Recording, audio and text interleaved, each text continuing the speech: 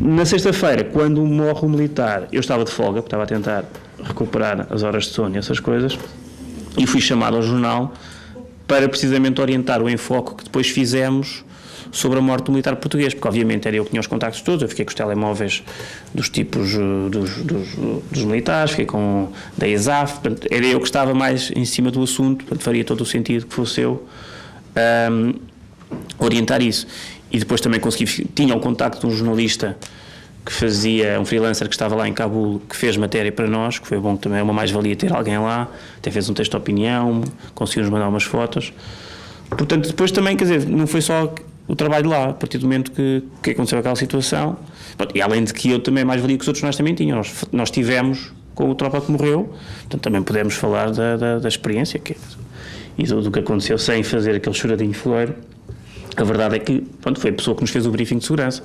Aquela citação com que eu abro a peça do enfoque, do quem puser a cabeça fora da janela faz por sua conta em risco, não se podem abrir os vidros por causa das granadas, etc. Foi ele que nos disse aquilo. Quer dizer, na altura não citei o nome porque não calhou, porque não era importante, mas foi o tal Roma Pereira que depois viria a morrer. Foi o... Foi ele que nos fez o briefing. Ele era o comandante de patrulha e foi ele que nos fez toda... No gravador tenho uma gravação com ele. Isto tudo que eu estou a dizer está gravado. Depois é que fui confirmar, mas vejo a fotografia e eu, não digas que era aquele indivíduo. E fui ver e era... Isso foi quantos dias antes? Foi, então, isto passou-se na segunda para a sexta. Estivemos com ele na segunda e ele faleceu na sexta-feira. E a fotografia, quando eu fiquei na dúvida, não é porque de farda e com a boina, aquilo, não é? Mas parece mesmo o tipo. E depois fui confirmar nas notas que tinha lá o nome dele e depois fui ver a gravação e era de facto um dos tipos que teve ali a garantir. Tanto que a gente até diz uma coisa engraçada, que nós depois, engraçada, salvo seja, que era, se me acontecer qualquer coisa, o meu substituto será este. Foi este briefing que na altura achámos que aquilo era um bocado, não é? Exagerado, e que de facto depois confirmou-se, coitado do homem, da pior maneira, que não era nada exagerado. Sei lá, o que é que eu vos posso dizer mais? Que apesar de tudo, pronto, de facto este era um cenário de risco, e depois o que se confirmou. Eu já estive em visitas semelhantes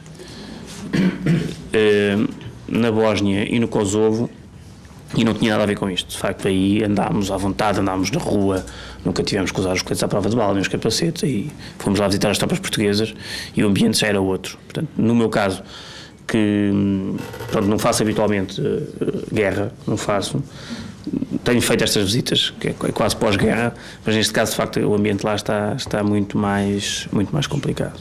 E também se refletia aí no título, patrulhas em clima de tensão já. Foi essa a questão, quer dizer, nós na patrulha que fizemos correu tudo bem, mas a patrulha alemã que saiu a seguir, que saiu do quartel onde nós estávamos, foi alvejada, quer dizer, podíamos ter sido, não é? Podíamos não ter sido, não vale a pena pensar isso, não fomos. Mas, de facto, nós passámos lá 2 horas antes e íamos passar 1 hora depois, porque era o caminho que nós fazíamos do aeroporto para o quartel português e do quartel português para o aeroporto. Portanto, íamos lá passar. E não foi um ataque às tropas alemãs. Eles não sabem, não é? Foi um ataque às tropas, à ESAF, à força, não é? Como o português, não é? Na sexta-feira não foi um ataque à tropa portuguesa, mas foi claramente um ataque às tropas internacionais. Até porque eles estão claramente cada vez mais a imitar os iraquianos e estão a copiar tudo e vão voltar. Até isso é um risco para os jornalistas. Como sabem, uma das maneiras agora de terrorismo no Iraque é raptar jornalistas para fazer negócio e para ter espaço. Portanto, daí que eles nos aconselharam que nunca, em caso algum, saíssemos da coluna militar e que andássemos sempre atrás deles. E eu ia claramente com indicações da minha chefia para se pudesse para sair. Mas era na perspectiva quando tínhamos de ter mais tempo. Tempo de chegar ao aeroporto, tentar ligar a alguém que nos viesse buscar, alguém da Cruz Vermelha ou não sei o quê, para irmos fazer uma coisa à margem. Mas aquele programa estava feito de maneira a não deixávamos fugir disto. Podendo, se tivesses tido tempo, saías, corrias esse risco? Depende, quer dizer, avaliava, não é? Avaliava com algumas tropas informalmente e avaliava com as pessoas com quem fosse. Porque também é diferente, quer dizer, se uma pessoa for vestida discretamente, se não andar com as máquinas e com os computadores expostos e não sei o quê, também passa discretamente por lá, não é? Às vezes é mais arriscado andar com o aparato todo e eles sabem, vão ali os jornalistas, do que discretamente, tal, só precisa uma malta ter vestido lá uma roupa deles e não sei o quê, e andava, eu lembro que a rapariga da SIC, e claramente com roupa tipo burca, para se tivesse hipótese de se baldar e andar lá. Claro, já lá tinha ido mais vezes, a Sofia Lorena, portanto já ia preparada para se houvesse qualquer possibilidade sairmos ao passeio oficial, digamos assim. Depois ouvi na Bósnia, também foi a acompanhar, foi o mesmo Foi, na 630 também. Também, é normal, porque assim, quando vai o ministro, pronto, eles convidam, qualquer ação, não é, governamental, somos sempre convidados a acompanhar. E quando se convida para ir a um sítio desses, tem que se assegurar o transporte, é o mínimo, não é? E na altura, como estes aviões, o C-130 está sempre a fazer a ligação entre Portugal e esses sítios, quer dizer, a levar mantimentos, a levar todo tipo de coisas que é preciso levar para as tropas, eles marcam uma viagem para essa altura, não é? Planeiam o voo e na altura, pronto, e disponibilizam aos jornalistas a... E há um interesse também daquilo que tenho apercebido. Isso aconteceu também quando eu fui à Bósnia também no 630, que é das tropas portuguesas também mostrarem o trabalho, mostrarem o que lá estão a fazer, não é? Sim, houve um episódio engraçado sobre isso. Quando chegámos lá, porque há duas coisas, pronto, são aquelas guerrinhas que a gente não se apercebe. Nós chegámos ao aeroporto e no aeroporto estava a Força Aérea, não é? São os nossos tropas da Força Aérea que faziam o controle do aeroporto. As patrulhas são feitas pelos comandos, que é Exército. Portanto, sendo tudo Forças Armadas, não é a mesma coisa. E nós estávamos, vamos já para as patrulhas.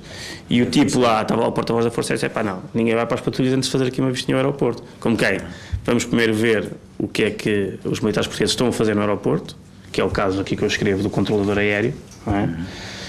E não vai ninguém para as patrulhas antes disso. Quando o tipo do Exército estava-se borrifando para o aeroporto, queria meter-nos nas patrulhas para mostrar o trabalho que os comandos estavam a fazer. Pronto, e isso faz parte de uma estratégia de comunicação deles, não é? Claro. E como é que tu avalias isso? É positiva, não? Acho que é. Acho que sim, quer dizer, neste caso, quer dizer, nós depois só escrevemos o que queremos, quer dizer, eles não impossibilitaram nada, não é? Não façam só isto, façam também este, não é?